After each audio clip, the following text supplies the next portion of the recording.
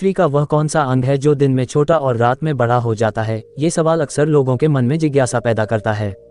इस सवाल का सही उत्तर पुतली है। दिन के समय रोशनी अधिक होने के कारण आंखों की पुतलियां सिकुड़ जाती हैं, जबकि रात में अंधेरा होने पर ये फैल जाती हैं। इस सवाल के आधार पर एक रोचक और प्रेरणादायक कहानी प्रस्तुत है। राजस्थान के एक छोटे से गांव में नंदिनी नाम की एक बुद्धिमान और जिज्ञासु लड़की रहती थी।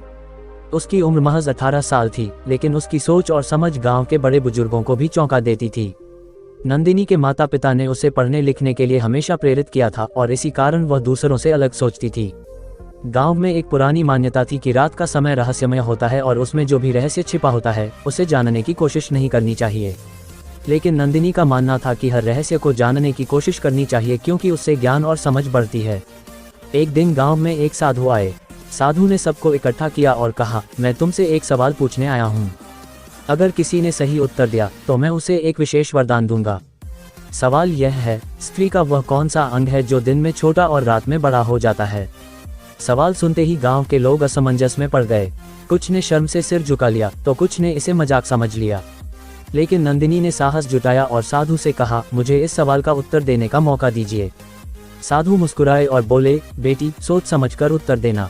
नंदिनी ने शांत स्वर में कहा, इस सवाल का उत्तर है पुतली। दिन में जब रोशनी अधिक होती है तो हमारी आंखों की पुतलियां छोटी हो जाती हैं।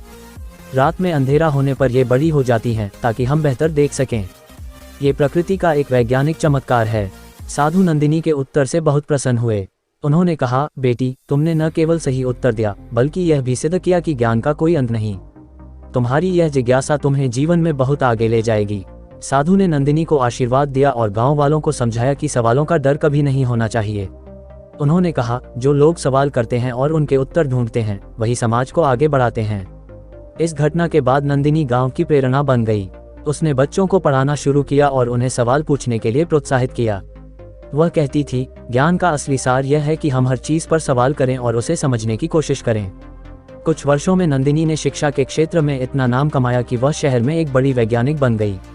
उसने अपनी पढ़ाई के दौरान कई आविष्कार किए और गांव के बच्चों को मुफ्त शिक्षा देने के लिए एक स्कूल भी खोला। इस कहानी से हमें ये शिक्षा मिलती है कि सवाल पूछना और उत्तर ढूंढना हमारी सबसे बड़ी ताकत है।